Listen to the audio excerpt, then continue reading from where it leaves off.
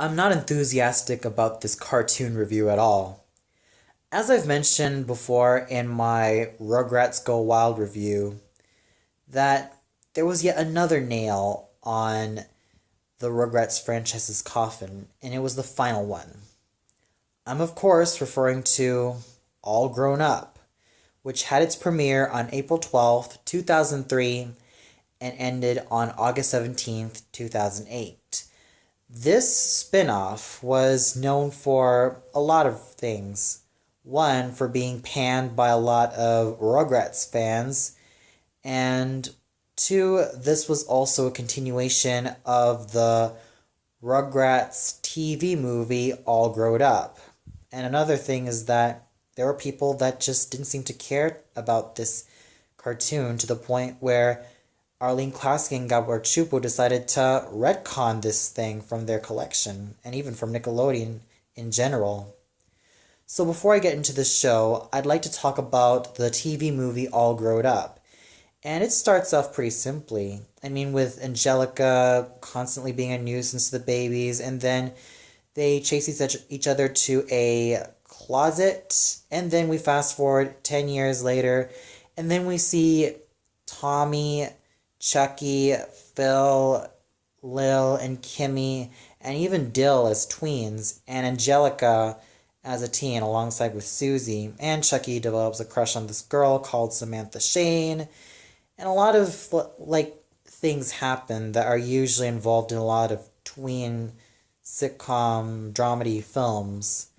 And, well, there was quite some development with Angelica and Tommy due to their relationship as cousins as well, which I thought was nice. And overall, this was definitely a decent TV film, and it was actually very interesting seeing the Rugrats babies grow up to be like teens and tweens. Now, with that aside, I'd have to admit one thing. I used to kind of like this show ever since I was a lot younger. But looking back at it now, I kind of realize why this show was pretty much panned. I mean, people state that All Grown Up lacked the charm of what the original Rugrats had and what it stood for, and instead just ended up becoming yet another tween sitcom. Well, as I'll state my opinions on the story and the animation, music, characters, and voice acting, I might as well further delve into that, and we'll see where it lies, even though I'm actually kind of iffy about it, but doesn't matter. Let's get on with it. Now, story-wise, each episode does contain the typical formula of what you'd expect in a lot of tween sitcoms. Like, you have these main characters go through certain problems, and especially when it comes to boys and popularity and appearances, acne, adolescence, and there's just nothing special about each story here in All Grown Up. In fact, I would pretty much go out of my way and say what are the 5 things that need to be corrected in All Grown Up. Number 1, take tips from the likes of As Told by Ginger, Hey Arnold, Doug, For Better or For Worse, and even Recess. Those shows have great writing, and they really have, fantastic writing, especially when it comes to tweens, and you really get the feeling that these are genuine characters, and you get the feeling that they're also in genuine and relatable situations. With All Grown Up, the situations that these characters get themselves into is nothing special. So that's just it. It's just nothing but your everyday, average, generic teen tween sitcom. So that's one problem that probably should have been corrected. Secondly, the characters sort of lost their charm. They need a lot more charm from the original. Develop their personalities a lot more. They felt more like stereotypical tweens rather than tweens that we could relate to, rather than tweens that we could like get to know better, rather than like genuine human beings. They're just there. That's it. I mean, the adults don't even help that much either. They're just there to give the tweens and teens some good advice and all that stuff. But more than anything, I would have loved for all the characters to have been a lot better written than that. Thirdly, bring in some of the, or even the one-time characters that we've met from Rugrats. Whatever happened to Hector from The Shot? Whatever happened to Wise Guy, Big Justin, Crybaby, Builder, and that girl who likes to make things with clay? Whatever happened to Tommy's cousins? Tony, Timmy Ray, Tammy Faye, Emmett. Whatever happened to Dean? Whatever happened to Megan? Whatever happened to Prudence? Whatever happened to Belinda? Whatever happened to Emma? Whatever happened to Big Binky? Whatever happened to Freddy? Whatever happened to Sam? It's like, with this show, it's like they're pretty much non-existent. And you just get these new characters who don't really add anything. So that's another thing that this show should have corrected. Add in the characters that we've known and loved in the original series. Even if it's the one-time characters, they've left an impression on us. But what did these characters in All Grown Up do? They left nothing. The fourth one would really have to be add a lot more depth and even have a lot more serious moments that can really go out for these characters. All I'm seeing is that it's just all there. It's just all there, and it's just, well, mediocrely executed at best and god-awfully executed at worst. And I can't even feel for them. I can't even feel the gravity of their situations at all. It just feels like things I've seen before. And number 5 would really have to be let it stand out. More than anything, let it stand out. I mean, yes, you've had shows like As Told by Ginger. Why did it stand out? Because it had relatable characters, real characters, and the situations that they get themselves into are pretty damn realistic. And with Hey Arnold, I mean, it makes sense because it basically takes a view of the big city around Arnold's neighborhood in basically Arnold's and the other kids' eyes as well. And with Doug, it's pretty much down to earth and calming. So there was nothing that I saw that stood out from All Grown Up. It was just generic. So that's pretty much it for the 5 things that I really would have wanted All Grown Up to have done better. Otherwise, the story was just forgettable. It was just forgettable. I did not care what happened to them. It was just your stereotypical, stories of blackmailing, popularity, acne. Nothing stood out. Nothing ever stood out in terms of the story. Nothing stood out that would make me feel for everyone in the show. It was just like it never existed. The animation at least still looks pretty good. And like I said, what more can you expect from Klasky Csupo? I mean, they are really unique with their animation, and with that, it's still really good to look at. I mean, it's still pretty much a feast for the eyes in its own special way. The music is, well, I am not gonna go crazy about the music and write home about it, though I will say that the All Grown Up theme song sung by Cree Summer is rather catchy at best, but forgettable. It's catchy, but the problem is that it's kind of forgettable. It's good for a few moments, but after that, it just doesn't really grow on you. And your music basically consists of your typical pop, rock, and, well, certain percussion beats that add to the, well, usual tween teen sitcom. So, music, well, not bad, is certainly not great either. Though the theme song sung by Cree Summer was actually pretty okay. It was pretty good. And Cree Summer herself is a really great singer. Take a listen to her version of the As Told by Ginger theme song. You'll actually grow to like her voice, and even with her as a singer. And I think she's also found some moderate successes as a singer as well. So the theme song that Cree Summer sang, while not memorable, was pretty much pretty good. It was really good. It was a really good effort.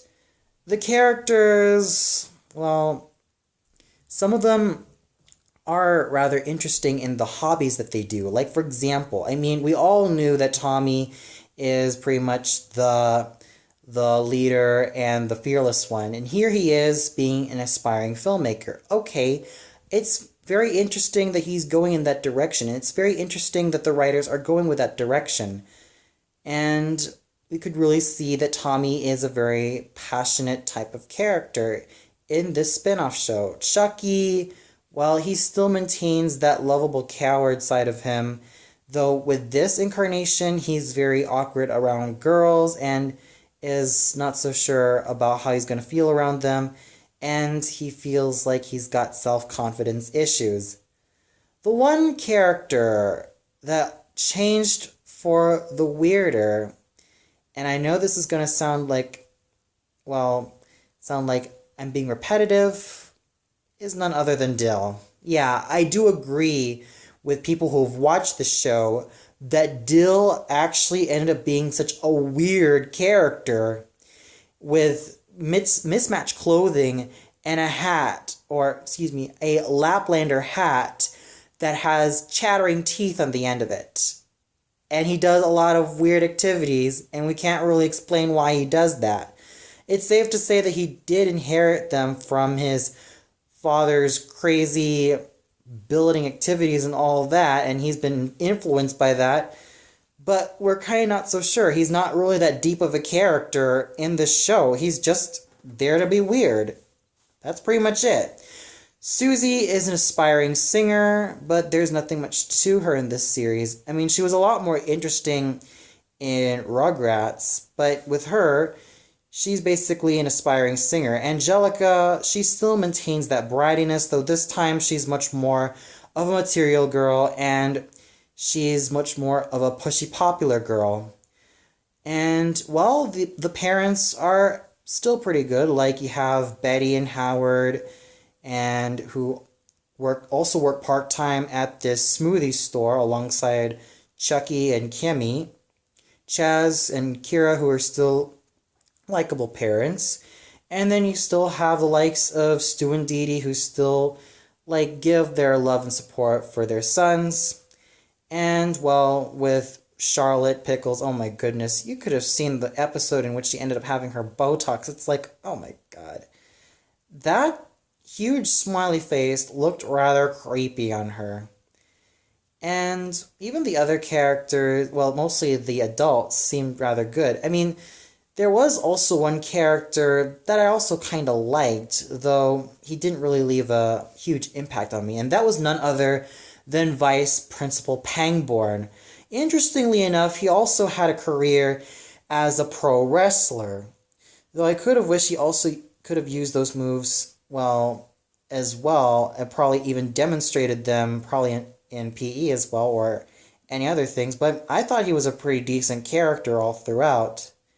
The other characters like Savannah or Sean and his friend and even Z were forgettable. So overall, some of the characters maintained a little spark of charm, but not enough to really really be great characters or even engaging characters.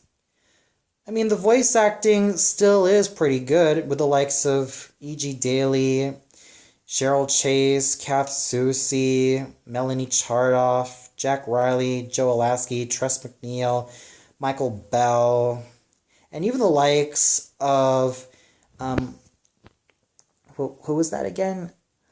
Ah, yeah, Shayna Fox, who was the voice of Reggie Rocket, who basically found herself voicing Savannah in this series. And then you also have Pamela Adlon, and, well, and even Cree Summer, and, well, Nancy Cartwright. Of course, Christine Cavanaugh did voice her in the the 10th anniversary special, but that was basically the last time that she voiced Chucky.